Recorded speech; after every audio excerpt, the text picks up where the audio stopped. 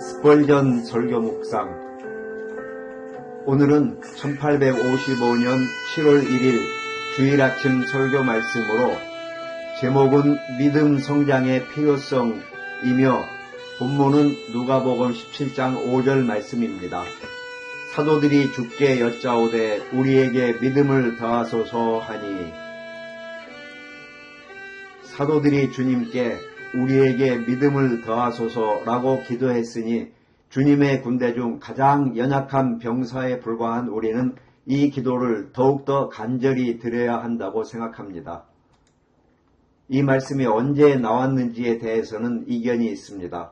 어떤 이들은 그리스도께서 하루에 7번이라도 회개하는 형제를 용서해야 한다는 어려운 의무를 가르치셨을 때 사도들이 큰 믿음이 없이는 이 의무를 감당할 수 없다고 느껴 이 기도를 드렸다고 생각합니다. 또 다른 이들은 제자들이 귀신 들린 아이를 고치려 했다가 실패했을 때 주님께서 겨자씨 한 알만한 믿음만 있어도 능히 모든 것을 할 수 있다고 말씀하셨기 때문에 이 기도를 올렸다고 봅니다. 이유가 무엇이든 우리는 언제나 이 기도를 드릴 충분한 이유를 찾을 수 있습니다.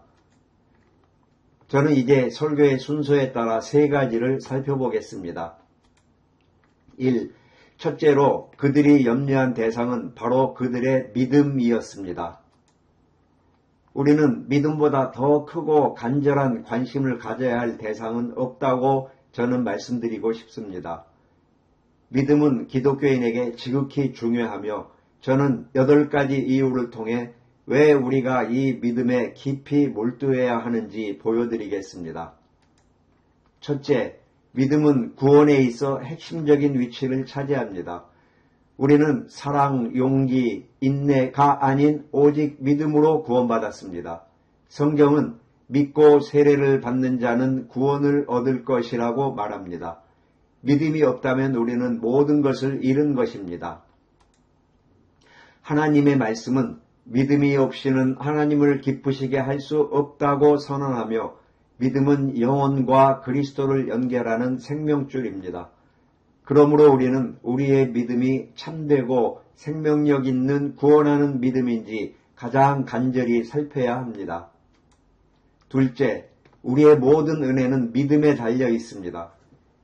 믿음은 모든 미덕과 은혜가 솟아나는 뿌리와 같습니다. 믿음이 없다면 하나님을 사랑할 수 없으며 상급의 보상을 바라볼 수 없기에 인내도 불가능합니다. 믿음이 없다면 모든 미덕을 진주들을 깨워놓은 은실이 끊어진 것이나 마찬가지입니다. 작은 믿음을 가진 사람은 작은 사랑을 가진 사람이며 믿음이 증가하는 만큼 우리의 모든 덕목도 증가합니다. 셋째, 그리스도께서는 믿음을 매우 귀하게 여기십니다. 믿음은 그리스도의 보혈과 지극히 크고 보배로운 약속과 함께 성경에서 3번째로 보배로운 것으로 일컬어집니다. 주님은 내 믿음이 너를 구원하였다라고 자주 말씀하셨는데 이는 구원의 왕관을 믿음의 머리에 씌워 믿음을 영광스럽게 만드신 것입니다. 그리스도께서는 그 가나안 여인에게도 다른 덕목들 대신 여자여 내 믿음이 크다라고 말씀하심으로써 믿음을 미덕의 면류관 중 가장 으뜸가는 보석으로 여기셨습니다. 넷째, 믿음은 복을 얻을 수 있는 유일한 길입니다. 믿음이 없이는 아무도 간절한 기도라도 하나님의 보좌에서 응답을 끌어내릴 수 없습니다. 믿음은 땅과 하늘을 연결하는 전신선과 같아서 이것이 끊어지면 우리는 약속을 받을 수 없습니다. 믿음은 저를 신성과 연결시키고 하나님의 전능하심을 저를 위해 동원하게 합니다.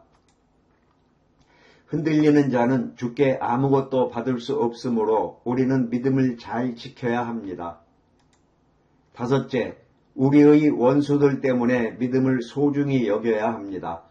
바울 사도는 모든 것 위에 믿음의 방패를 가지고 이로써 능히 악한 자의 모든 불화살을 소멸하라고 권면했습니다.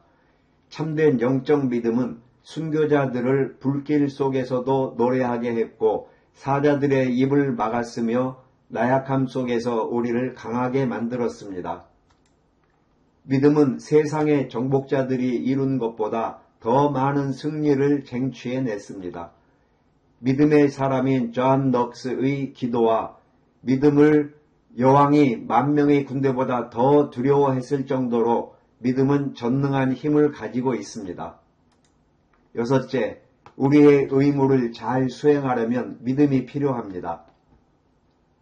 믿음은 영원히 계명의 길을 따라 행진할 수 있게 하는 발과 같습니다. 믿음이 없다면 우리는 하나님의 일에 대한 의욕도 힘도 가질 수 없습니다. 작은 믿음도 구원은 하지만 큰 믿음은 거인 아볼로온을 대적할 수 있고 절망의 거인을 죽일 수 있으며 교회를 세우고 복음을 전파하는 위대한 일을 할 수 있습니다. 주님의 일에 부지런하고 활동적인 그리스도인이 되려면 믿음이 우리의 힘과 확신이 되어야 합니다. 일곱째, 믿음만이 우리의 고난 속에서 위로할 수 있습니다. 믿음은 영혼을 위한 최고의 강장제입니다. 작은 믿음은 구석에 앉아 불평하지만 큰 믿음은 불 속에서도 노래를 부릅니다. 여러분이 우울한 신앙이 아닌 명랑한 신앙을 즐기기를 원하신다면 더 많은 믿음을 추구해야 합니다. 미약하게라도 믿는다면 천국에는 가겠지만 이 땅에서 행복한 구원을 누리려면 확고하고 습관적으로 굳게 믿어야 합니다. 여덟째, 우리의 믿음이 너무나 약하기 때문에 끊임없는 관심이 필요합니다. 저는 제 믿음이 충분히 강하다고 느껴본 적이 없습니다. 우리는 믿음을 마치 추위에 노출되어서는 안 될 어린아이처럼 잘 보존하고 보호해야 합니다. 그러므로 우리는 사도들처럼 우리에게 믿음을 더하소서라고 기도해야 합니다. 둘째로 그들의 마음속 소원은 믿음의 성장이었습니다. 사도들은 단순히 믿음을 유지해달라고 하지 않고 증가시켜달라고 간구했습니다. 나폴레옹이 정복을 통해 자신을 유지했듯이 그리스도인 역시 끊임없이 전진할 때만 살아있을 수 있습니다. 우리는 두 가지 측면에서 믿음의 증가를 구해야 합니다. 첫째, 믿음의 범위를 넓혀야 합니다. 기독교 생활을 시작할 때 믿음은 몇 가지 기초교리만 붙잡습니다. 그러나 우리는 성장하면서 성경 전체를 믿도록 나아가야 합니다. 저는 많은 이들이 자신이 만든 굳건한 신조에 갇혀 있다고 느낍니다. 우리는 더 넓은 마음을 가지고 특정 교파에만 국한되지 않고 어디서나 하나님의 택한 백성이 있음을 믿도록 믿음의 증가를 구해야 합니다. 저 역시 성경의 첫걸음을 막 뗐을 뿐이라고 생각하며 더 많이 알고 더 많이 믿을 수 있도록 제 믿음을 늘려주십시오 라고 끊임없이 간구하고 있습니다. 둘째, 믿음의 강도를 깊게 해야 합니다. 우리는 강물처럼 표면만 넓어지고 얕아지는 것이 아니라 깊이도 증가하기를 원합니다. 믿음이 강해지면 약속을 쇠집게처럼 단단히 붙잡아 죽음이나 지옥도 빼앗을 수 없습니다. 강한 믿음은 맑음이라는 언덕에 올라 천상의 도시를 바라보게 하며 곧 우리의 것이 될 지복한 상태의 비전에 사로잡혀 환희 속에 빠지게 할 것입니다. 3.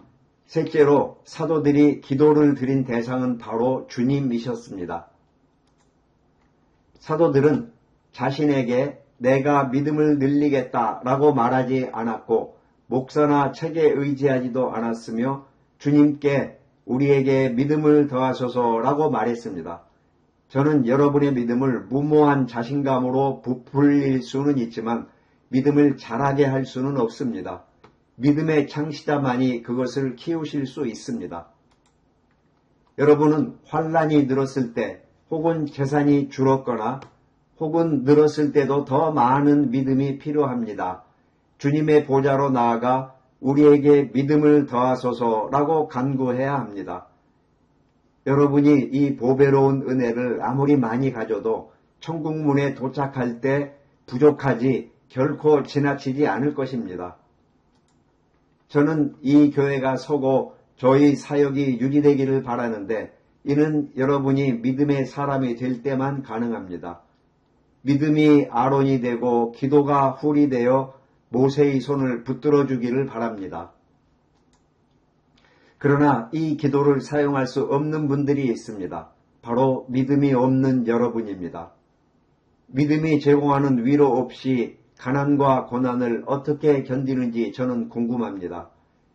여러분은 알 수 없는 미래의 심연 가장자리에 서 있습니다. 믿음은 영혼에게 날개를 주어 천국으로 날아가게 하지만 날개가 없다면 영원히 스스로 회복할 수 없는 멸망으로 뛰어드는 것입니다. 믿음은 영혼의 눈이 되어 보이지 않는 것들을 보게 하지만 믿음이 없다면 여러분은 눈먼 영혼으로 죽게 될 것입니다. 믿음은 영혼의 손이 되어 그리스도를 붙잡게 하지만 믿음이 없다면 주님께서 자비를 베푸셔도 붙잡을 손이 없습니다. 기억하십시오. 믿음이 없이는 하나님을 기쁘시게 할 수 없으며 믿지 아니하는 자는 정죄를 받으리라는 말씀이 있습니다. 오 불신자여 떨라. 당신에게는 심판과 맹렬한 불만이 기다리고 있을 뿐입니다. 믿음이 없이는 요단강이 불어날 때 당신의 머리를 물 위에 둘 수 없습니다.